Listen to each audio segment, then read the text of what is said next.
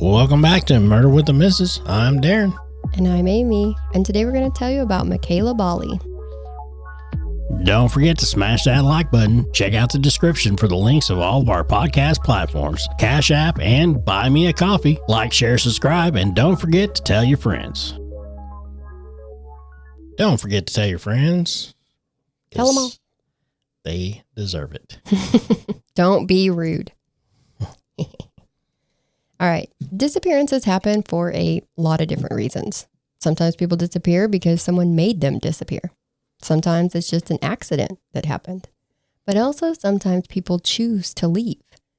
Maybe then something happens to them. Either way, last known movements of someone who vanishes can be just as confounding. So as you hear this case and the timeline, see what you think happened. We're talking about 16-year-old Mekayla from our neighbors to the north. Mekayla had used the last name Niebergall, I think is how you pronounce that, until around 7 months prior to her disappearance, when she and other members of her family changed to Bali, allegedly for family reasons. So if you see both names reported, just keep that in mind. Mekayla was born July 2nd of 1999 in Regina, Saskatchewan. Her father was not known, and we will touch on that subject a little later. So Mekayla was raised by a single mother, Paula. Paula works as a consultant for the Ministry of Social Services of the government of Saskatchewan.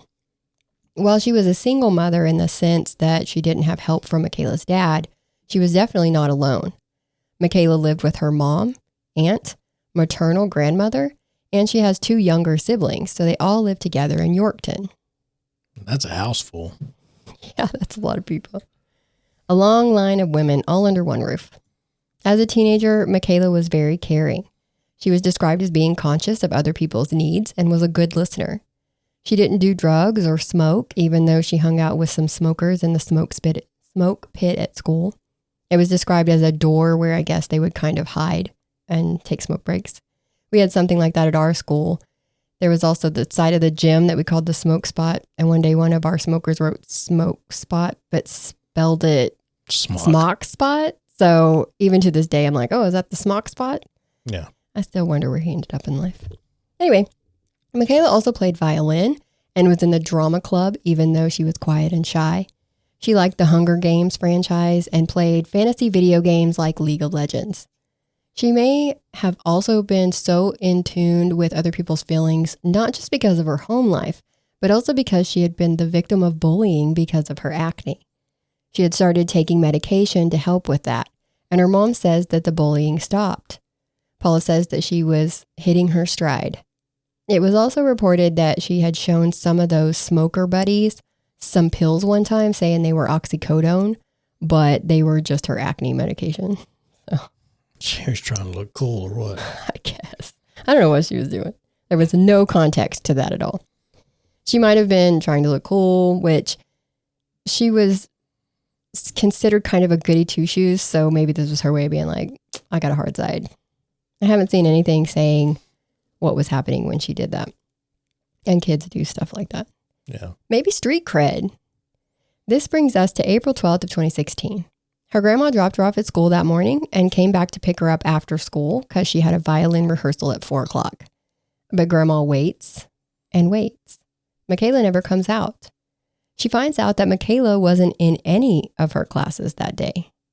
Grandma calls Paula, and the 2 of them search for her for hours, doing the usual thing, checking hangouts, talking to friends, all the things. But that evening, they called the Yorkton RCMP to report her missing. Now, the RCMP is the Royal Canadian Mounted Police. Keep in mind that this is 2016, so that means that they do have the ability to do more of what we would see as a modern investigation. Surveillance footage, phone data, all the wonderful things that can help, or sometimes not help. In the cases that we cover, anyways. So let's go through the timeline. I'd rather have one. Rather than not have one. That is true. So whether it causes confusion or not, at least you can see it. Leading up to her disappearance, her friends say that she was talking about going to several places really soon. She said she had $5,000 in her bank account.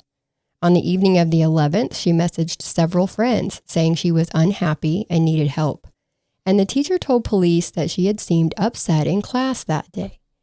Now on the 12th, Mekayla texted one of her friends asking for a ride to TD Bank, saying that it was important. Now, it is reported that she messaged that friend on the 11th as well, so the night before, asking for a ride to the bank the next morning, and then texted again that morning about the ride. But the friend was like, it's 6:41 in the morning, so the bank's not even open yet. So Mekayla then called TD Bank customer service 3 times, and she ended up making a transfer of $25.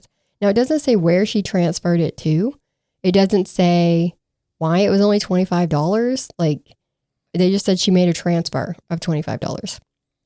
Paula says that morning was just a typical morning at the house. Nothing stood out in any way. Grandma drove her to school, getting there between 8:10 and 8:20, with Mekayla's phone connecting to the school Wi-Fi around 8:08. So we know that she got there. Mekayla is seen on the school CCTV footage at 8:21, putting a binder in her locker. You then see her walk out the back entrance of the school 4 minutes later at 8:25. At 8:30, the Super C convenience store catches her walking eastbound on some railroad tracks around the intersection of Smith Street West and Gladstone Avenue North. So they're following her through town on the cameras. They are. Nice. Between the footage and the witnesses, they have a pretty good timeline nailed down. We're up to between 8:50 and 8:55, where she is seen on CCTV footage outside of TD Bank waiting for it to open, and she's talking on the phone. An employee gets to the bank and opens the door at 8:55. Mekayla ends her call and goes into a teller where she withdraws $55. 55 or 5,000? Definitely 55. She didn't have 5,000. I'll just warn that. I'll ruin it for you now. She leaves the bank, and surveillance footage shows her walking east on Broadway Street. At around 9 o'clock, she is in Terry's Pawn and Bargain trying to pawn a silver ring. The worker doesn't buy it or let her pawn it because the ring has a low value, he said. But the worker said that she wasn't upset about the fact that they didn't want it, and she just left. At about 9:10 or so, she is on camera in a Tim Hortons/Wendy's. She buys a drink and sits in a booth with her backpack with her. She looked around several times. Some say that she's looking at the door. And at some point, she appears to be talking or like taking her phone apart. And then she puts it back together. At about 9:20, she gets up and walks out of the restaurant, but immediately walks back in, straight through the restaurant and out of a different exit. Yeah. She is then clocked on several cameras in the area around the restaurant, moving in a large counterclockwise circle. At 9:49, she is back on camera footage inside the same Tim Hortons/Wendy's, where she sits in a different booth this time.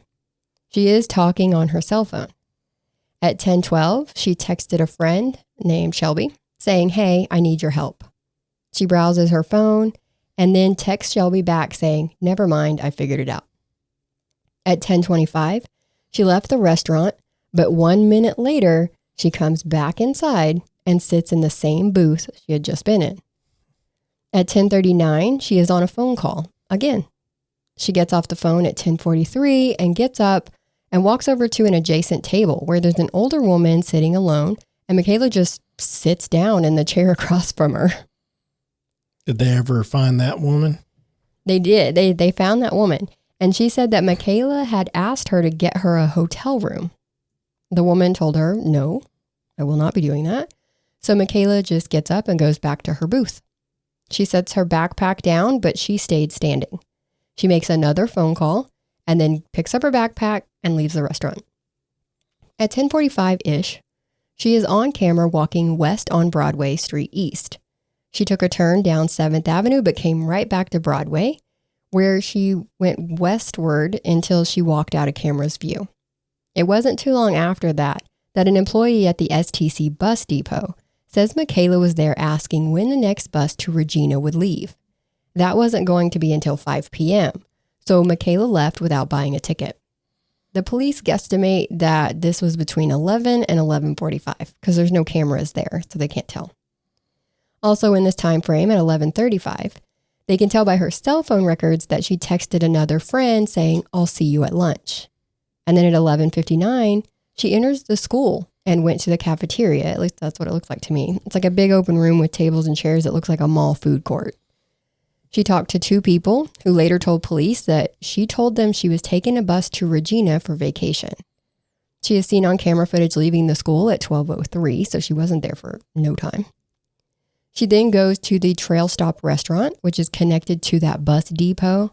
She got lunch and then left sometime between 1 and 1:45.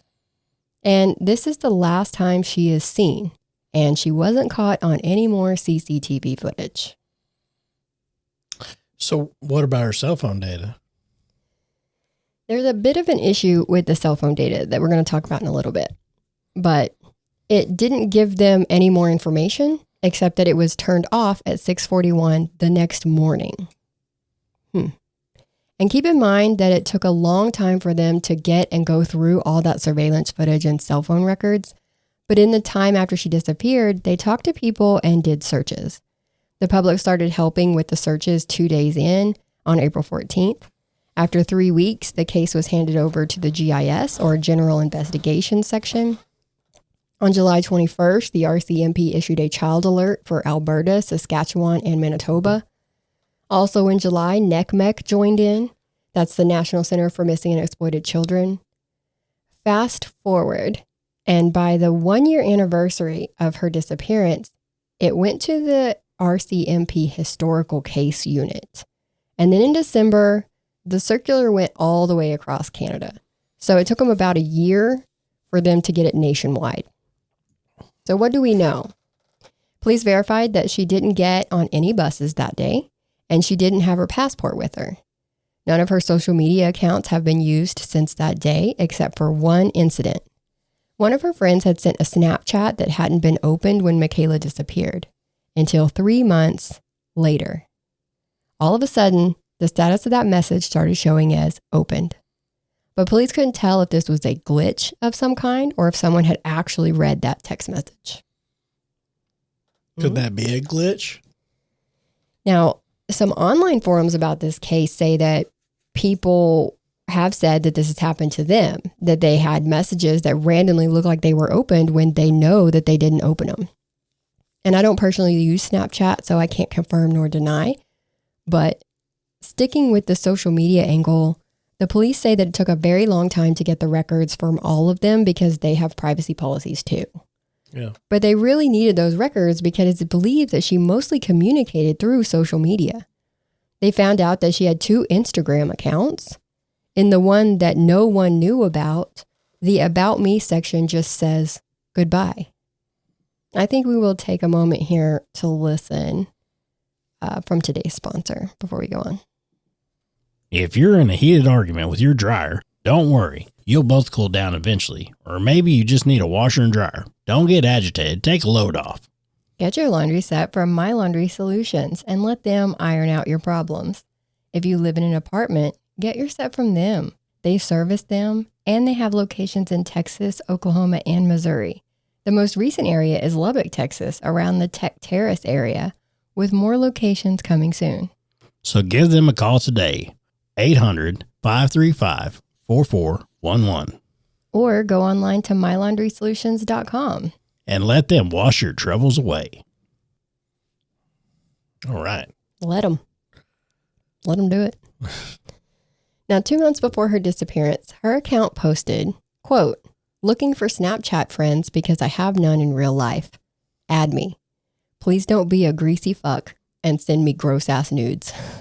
Just looking for a friend." End quote. And someone named Christopher was allegedly supposed to be coming to meet her. So the police tracked him down and even searched his house, but they didn't find anything of Mekayla's. Same thing with a man named Josh. They investigated him too. She did date a boy earlier in the year and they broke up, but they did reportedly stay friends and he was cleared as well. All of these men were looked into and all of these men were cleared. Also in February, she reportedly got roses delivered to her at school. The police supposedly tracked down the sender of those flowers, but they never released any information on that. So who's she talking to on the phone?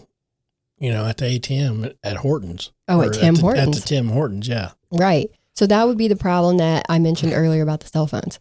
She was seen talking on the phone in the bank footage and at Tim Hortons, but her phone records don't show any phone calls.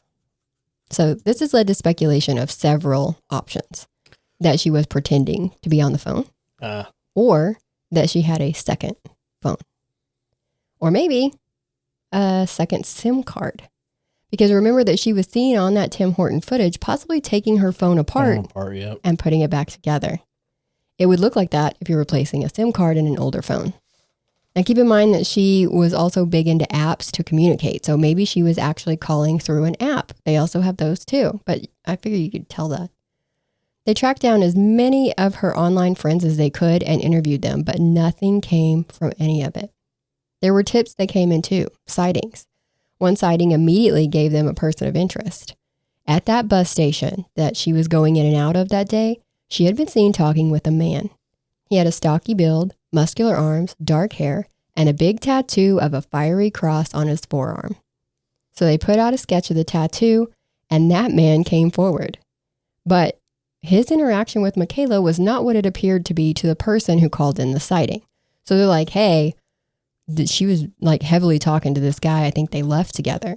Come to find out, it was a very brief interaction and harmless because he literally just held the door open for her when she was leaving.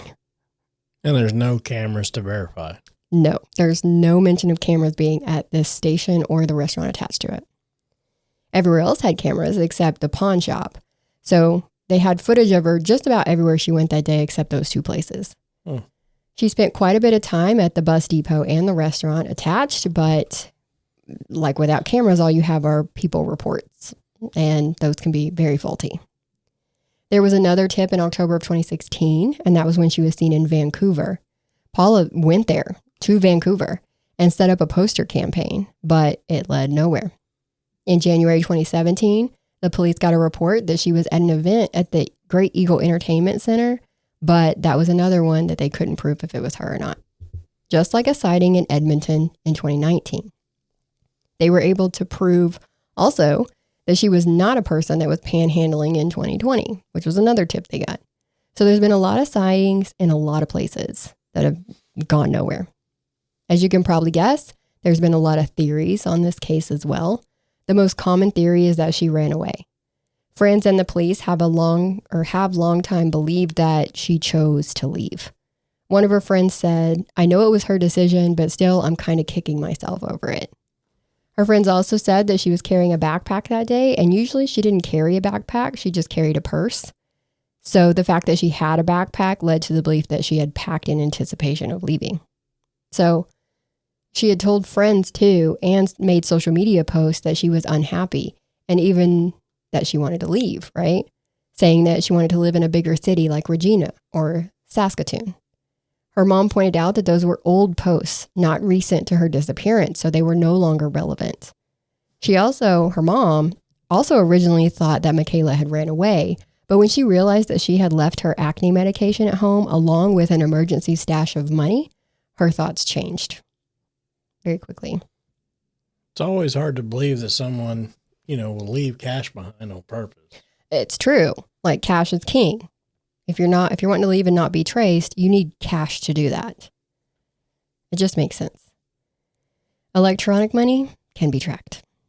Another theory that's flown around is human trafficking. In 2019, a government report was released showing problems with human trafficking in Saskatoon. It said oil and gas developments with a largely male transient workforce was a major reason for it, saying there were hubs in Winnipeg, Edmonton, Calgary, and Regina. And guess what city is in the middle of all of those? Yorkton. This theory is something that Paula has said several times, that she's afraid of this being what actually happened to Mekayla. She said she spent a lot of time talking to people online, though.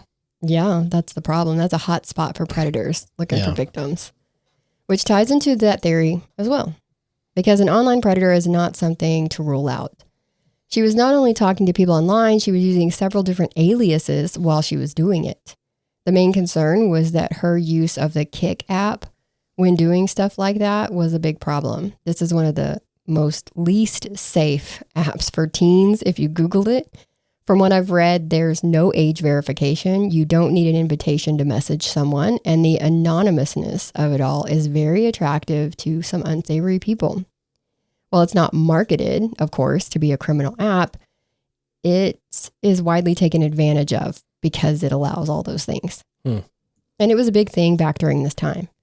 I don't use this app either, so I can't personally say if it's any different now. But back then, Google searches talk a lot of shit on apps like this. So parents, if you're not aware, get aware. Also, she told the friends that she had that $5,000, which, like I said, she had nowhere near that. But she was really trying to contact the bank and get a ride to the bank.